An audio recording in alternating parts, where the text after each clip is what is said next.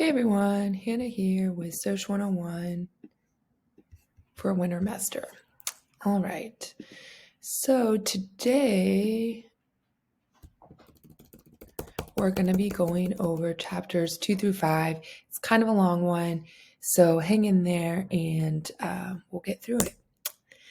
All right, so I'm going to do a review of stuff from the beginning of the week. Then I'm going to do a lecture on chapters 2 through 5. And then I'm going to teach you about what I call an exit pass, which is a way for students to provide anonymous feedback. And then I'll give you some reminders. Chapter 1 review. So these people should look familiar from the theory chart we went over in our previous video. But we have Weber, Marx, and Durkheim. And that's how they're pictured in order. So Weber is most known for the theory of symbolic interactionism, how bureaucracies make industrialized societies efficient, but also dehumanizes the experiences of their members. And remember, I gave you the example of the DMV. Marx is most associated with conflict theory, being critical of inequalities between workers and owners, the people who own the factories and the businesses, and sort of what exploitative labor looks like. And then finally, Durkheim is closely associated with structural functionalism, looking at how do large-scale industrialized urban societies hold together without the bonds of tradition. And remember, they're all writing roughly around the same time during the Industrial Revolution, when society was changing very rapidly from agrarian to industrialized societies. All right, moving right along, since we have a lot of content to cover, Chapter 2. Chapter 2 focuses on culture, norms, and values. Culture is the systems and patterns of meaning shared by members of a group. So people in the same society, in the same group, have the same culture. Now, culture is divided into two different things: material and non-material. Material is a little bit easier, I think, for students to understand. It is the stuff in our society. So the clothes we wear, the food we eat, all that stuff. Non-material culture, examples can be a little bit trickier for students to think of. We can think about language or music. Those are all culture that isn't material, right? They're not objects that you can hold in your hand. All right, norms. Norms are often informal but widely known and accepted ways of doing things within a culture. So the way that we behave on a day-to-day basis, those are our norms. If you think about, and they vary in different societies. So if you think about something like traffic and driving, in the US, we drive on one side of the road, but in other countries, like I just got back from a trip to the United Kingdom, and so I was in Ireland and England, they drive on the opposite side of the road. Those are norms in our society. That in turn means that the side of the road pedestrians walk on is also different. So that was very confusing for me because I'm used to walking on one side and I had to figure out how to walk on the other, and then I'd forget. So these are norms in our society, and they change from country to country, and they can also evolve over time. If you think about marriage in our country, norms around dating and marriage used to look very different when our parents and grandparents were growing up. So if you think about, in the 40s and 50s even, it was socially acceptable or a norm for a man to ask a woman's parents for permission to ask her hand in marriage before getting married. Nowadays, that happens less and less, and our ideas or our norms around marriage and wedding proposals and things like that have also evolved, right? Okay, so what happens when you break these norms? Well, then you're considered deviant. So deviance is also sort of the other end of that coin, or the other side of that coin, thinking about what happens when you do something you're not supposed to. You're often labeled deviant because you're going against the grain. And we know we're being deviant because other members of our society will impose sanctions on us. So if you are in another country and you're walking on the wrong side of the sidewalk, probably people are going to give you dirty looks. They might even give you the finger or something like that, right? So those are societal sanctions that are telling you you're doing something deviant, you're doing something wrong, and you should change your behavior. All right. And then finally, values. Values are individual or group beliefs about what is right and wrong, important or unimportant, desirable and undesirable. Now, again, these things vary from country to country, and they also evolve within a specific country over time.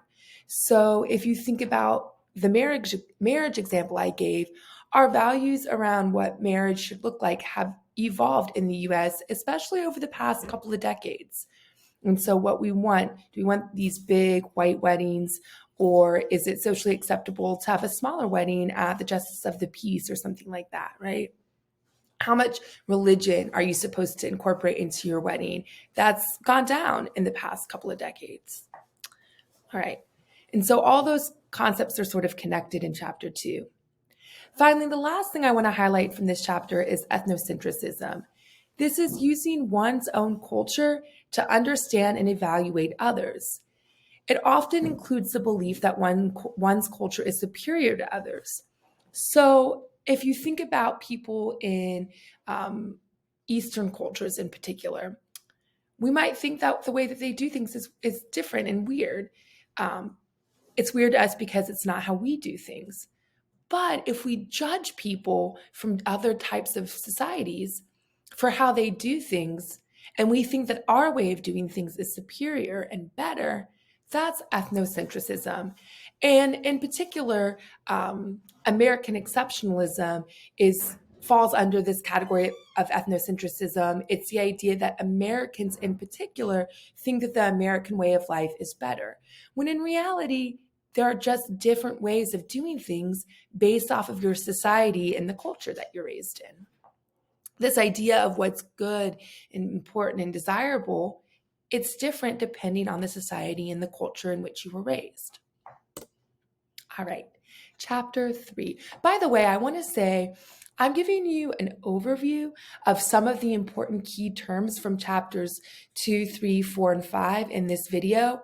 But there's a plethora of other theories and key terms and main ideas from these chapters that I'm not even mentioning.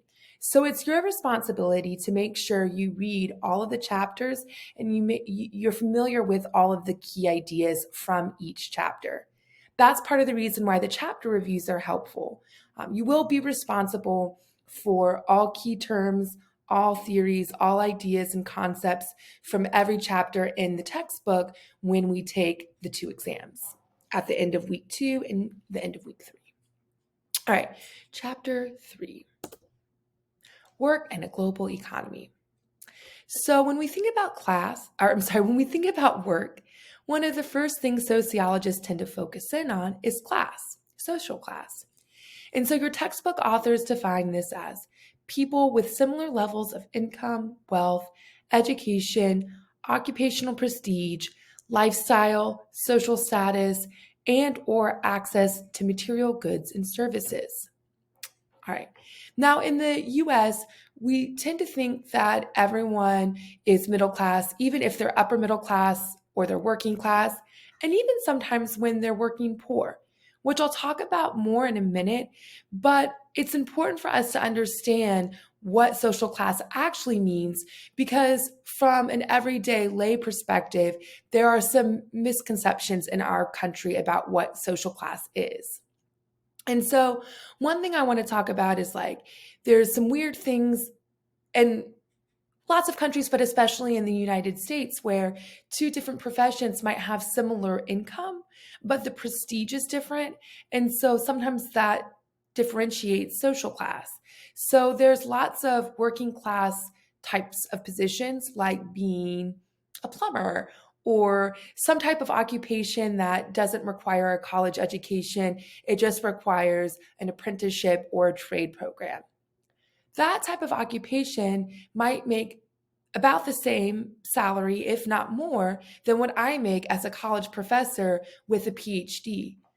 But it has to do with prestige. In our society, if you've earned a PhD, if you've earned a doctorate, and you become a professor, we perceive that as being more prestigious as some of these other working class professions. And so those are just some of the different ways that we differentiate social class in the US. All right. And then sociologists are also concerned with wage labor. This is a relationship in which a worker sells his or her labor to an employer. And if we think about the foundational theorists in our field and we think about Marx, we're also concerned with the exploitive practices that go along with people participating in wage labor type jobs. Now, wage labor is something we started to see because of capitalism and as industrialization continued to occur. So when we had more of an agrarian society, people were working the land that they lived on, they were farming, they were producing the goods and the food that they needed to survive and live. But as we started to have more and more factories and wage labor type positions, people are now selling their labor in the factories in order to earn money so that they can purchase the goods and the services that they need to survive. So capitalism is very reliant on wage labor. And then if we start to think about the evolution of capitalism and industrialization, we also have to think about globalization and the expansion of wage labor into other parts of the world for goods and services that we need here in the West. And again, your textbook authors cover that in greater detail in this chapter. All right, continue. Chapter 3. Ideology is a set of related beliefs, opinions, images, and attitudes that a group of people have. These are ideas that are to some degree distorted in order to disguise and or justify inequality or exploitation. And again, this is very much rooted in Marx's work on conflict theory. So we all have this ideology that in most Western societies, but certainly in the United States, that everyone needs to work hard. And if they work hard, then they'll be able to move up through the socioeconomic status ladders and they'll be successful, right? And if you don't do that, then there must be something wrong or bad or inadequate with you. You must not be a good citizen. And yet we know that sometimes when you're a worker, a wage laborer, you're exploited. People take advantage of your labor. They want to pay you less than what your labor is worth. They want you to work ungodly number of hours, 12, 14, 16-hour days. They want to use little children for labor, or at least they did during the height of industrialization, right? Before we had child labor laws. And yet we don't see those exploitive practices if we all buy into this ideology that we all need to work hard and try to achieve a higher socioeconomic status or a higher social class, right? Okay. And then related to that is hegemony, which is the ideas that reinforce relationships of domination and exploitation embedded in common sense, which is rooted in the work of Gramsci. Now, this is the idea that this sort of relates to the example I gave of exploitive labor practices, because who benefits from this ideology that everyone needs to work hard and that will help to justify or disguise or hide these exploitive labor practices? Well, the people who own the factories, who benefit from wage labor, they're the ones who benefit from that type of ideology.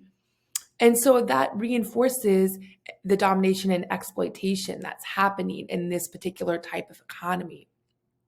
All right. And then finally, when we're thinking about globalism in particular, we also have to understand cultural imperialism. This is a homogenization of culture around the world under the influence of the global north.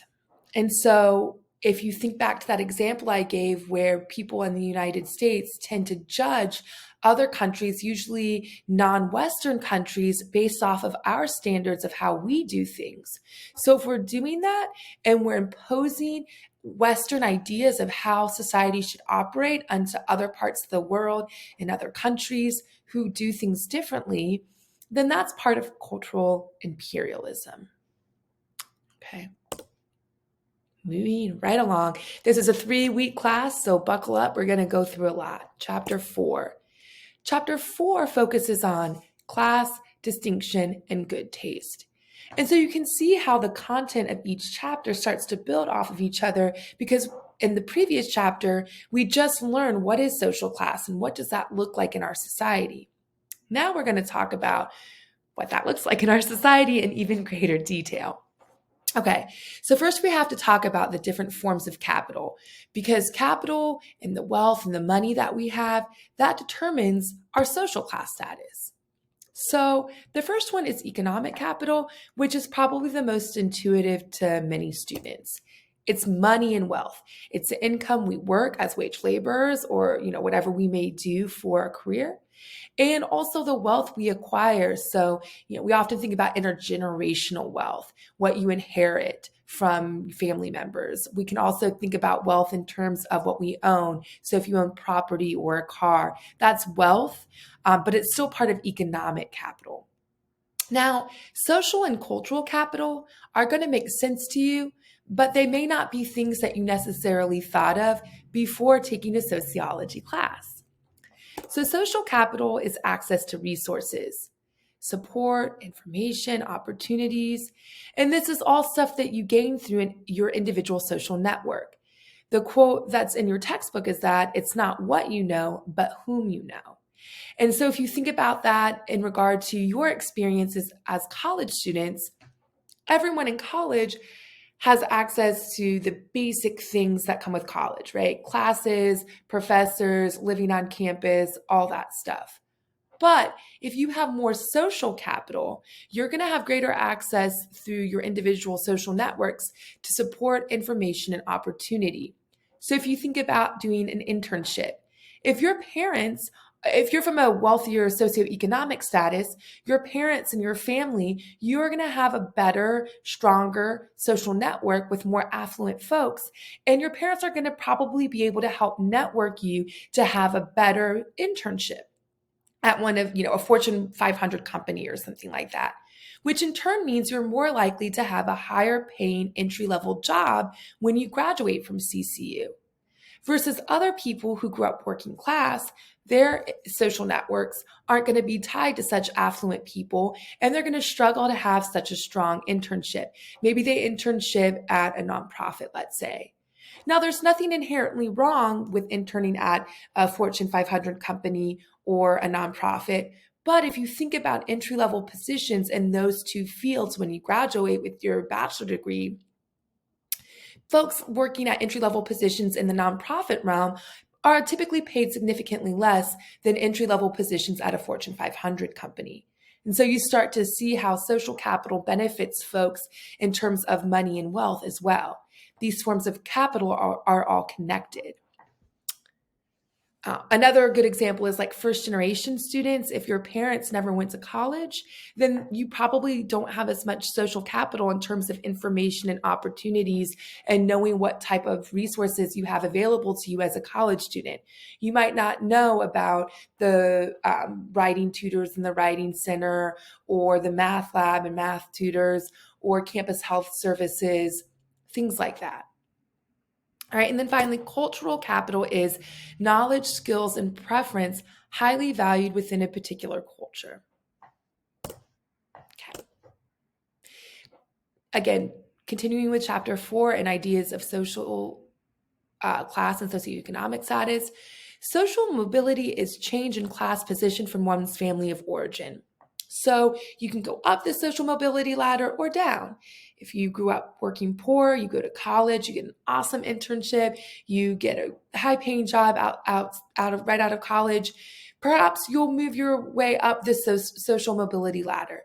But let's say you don't go to college, you grew up more affluent, but you didn't go to college, or maybe you graduated in 2008 at the height of the housing bubble crisis and you got a high-paying job and you're from an affluent family, but you get laid off. When you go down, your social mobility goes down and you fall down the socioeconomic status classes that we have. Those are just some examples. Status is a person's or a group's prestige or rank in society. So elite status is like sort of the highest, most desirable status within a society. And that can change and evolve over time within a society. And it can also change from country to country. But there's always an elite status folks are trying to achieve, or at least most people are trying to achieve. And so again, I already went over prestige, so I won't go over that too much more. But I want to talk about meritocracy. So this is the idea that people earn their place in society based on merit and ability. If you're smart and you work hard, you're going to rise through the ranks of our socioeconomic status ladder. But as I mentioned earlier, there's a myth of the middle class in the United States. So we like to think that if we work hard and we're smart and we have a strong ability and desire to work our way up through the ranks, then we will. That's kind of a myth because there's all these structural things that exist within our society and within social institutions in our society that make it really difficult to rise up through the ranks. Sure, you can get a high-paying job, but you're still not at an equal playing field as other people in those same positions if their family has wealth. If they're going to inherit property and money from their family and you're not, then you're still never going to have the same amount of money and wealth and capital that people from a higher socioeconomic status have. And so, yeah, you might be able to rise up through the ranks a little bit, but it's a lot harder to do. And we also have this idea in our society that everyone is middle class. And so the example I like to give is when my sister was in college, she transferred from a state school to a private school, and there were way more wealthy elites at that private school, but she didn't really realize that. Now we grew up working class and that our parents had very stereotypical working class professions. So my mom was a secretary and my dad was a firefighter. They didn't have to have college degrees for the work that they did. However, we always felt like we were middle class because our parents owned the house that we lived in. We went to relatively good public schools and we were able to go to college. So my sister's in a sociology class and they're talking about class just as you all will be doing on your discussion post this week. And she starts talking to these other students who are like, oh yeah, we're middle class too. And then they start asking questions about what their childhoods were like and what their life was like growing up. And these other students start to talk about going to Europe regularly for family vacation and all these extravagant things that they did. And their parents are doctors and lawyers. And so actually they're upper middle class, maybe even elite status. And so everyone was discussing their class as if they were all middle class, but actually my sister was working class and these other students were upper middle class. And so we like to think we're middle class, but in reality, we might not be the socioeconomic status that we think we are because we have a myth of the middle class in the United States. All right.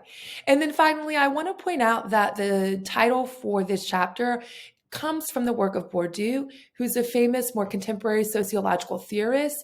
And so he wrote a huge, maybe 700-page book about class and good taste. And so what he says is that we like to think that we have a choice in the things that we like and the culture we like, the types of movies and music and clothing and food that we like. But in reality, what we consume, our consumption habits, the things we like, are a reflection of our social class. So if you think of something like caviar, that's a food that we associate with a higher socioeconomic status. And then you think about like urban poor spaces, bologna sandwiches with American cheese, right? If you're lucky. And so, not only does our preference or our taste reflect our social class, they also reinforce it because we're supposed to like certain types of foods or music or clothing based off of our socioeconomic status. Anyway, here's a picture of Bourdieu, and here's a YouTube clip that's very brief, and it goes over his body of work in detail. I encourage you to watch it because there will be questions about him from this chapter on your first exam. Chapter 5, Consuming Social Order. So the first thing that your textbook authors discuss in this chapter is the evolution of shopping. Now, early on in our country,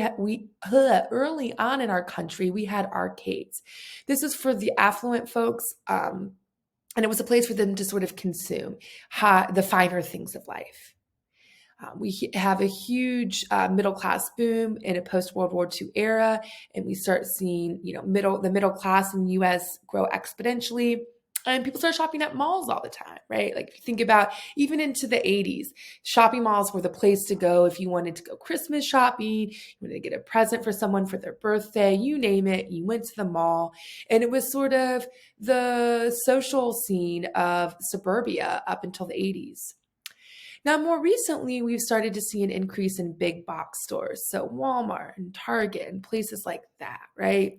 However, especially with the pandemic, and your textbook was written before the pandemic, by the way, we're starting to see an increase in online shopping, right? Um, but your textbook authors do touch on online shopping, and they make some comparisons between mail order catalogs from the 1800s versus online shopping today. And so back in the 1800s, people would get catalogs from companies like Sears. If you remember Sears department store, they've kind of died out with shopping malls also dying out, but I'm sure you've probably heard of the company. And so they would send catalogs to people at home, and you'd look through it and you'd figure out what you want, all sorts of things. And then you would pick out what you wanted and you'd send it in and you'd mail that in with your money, and they'd mail you stuff. So kind of a similar concept to online shopping today, right? You can get anything you want on Amazon or the internet more broadly. You think about what you want, you find it, and it could be as niche as anything you ever did hear of, and you'll order it, you put your order in, you pay them, and you get that item sent to you, right? It's kind of an interesting comparison. Sure, there are some differences with mail order catalogs from the 1800s and online shopping, but one might argue that there's more similarities between those two options than, say, shopping malls, right? Okay. Now, the authors also talk about rational choice model when they talk about shopping. It's an approach to social action that assumes that actors are rational and behave purposefully to achieve desired goals. And so we're consuming things because we're trying to achieve what we're supposed to in our society. They also revisit this idea of values from chapter 2 and describe how shopping is also motivated by values linked to individual identity and social belonging. So part of the reason why we consume what we do and we shop the way we do and we buy the things that we do is because what we buy, the brands and the items, they convey something to other members of our society about our identity. So recall when I talked in our last video about clothing and the types of fashion you wear. Well, the type of clothing you wear or purchase, consume, it signals to other people in our society anything from your gender to your class to even, I would say, clothing can be racialized in some ways. And then also it provides individuals in our society with social belonging. So if you're a good consumer in a capitalistic society and you shop at the right stores and you buy the right things, then you belong to your gender and your class and your race and all these other identity categories, right? You're able to signal the things you're supposed to based off the expectations that are assigned to different identity categories you carry. All right, so that's all I have for you in terms of lecture. The last thing that we're going to go over is the exit pass. This is an anonymous form that I'm going to send out via email in just a minute. You click on it, you answer some questions, and it provides me with information about how our class is going.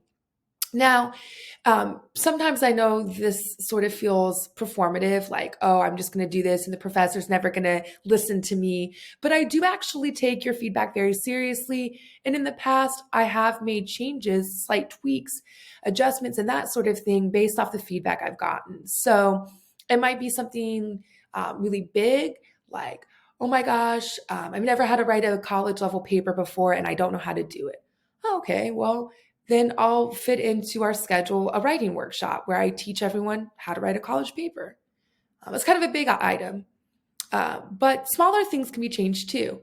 When I first started teaching online classes many moons ago, I was having assignments submitted at noon because that would give me the rest of the afternoon to grade.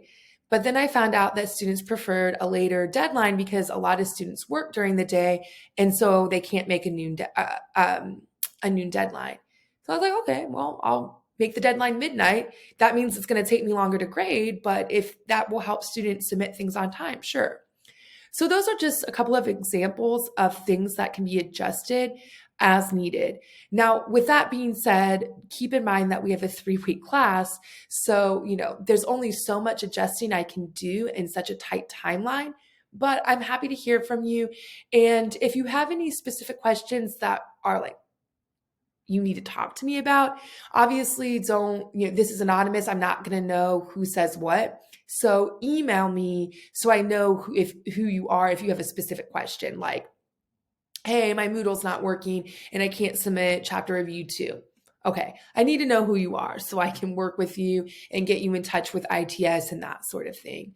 I had a car accident, or I got really sick. I'm completely out of commission because of COVID. I need an extension on something. Those types of things you need to email me so I know who to work with. And then as far as reminders, finish reading chapters 1 through 5. Chapter review and discussion post 2. So 2 items are both due tomorrow, which is Wednesday. And then start reading chapter 6. Be very diligent about looking forward on the class schedule, which is on the last page of the syllabus, because if you get behind with the readings, there's just not a lot of wiggle room with when the exams are scheduled and how tight of a timeline we have. Anyway, that's all I have for you. I look forward to grading and reading all of your assignments. Bye, everyone.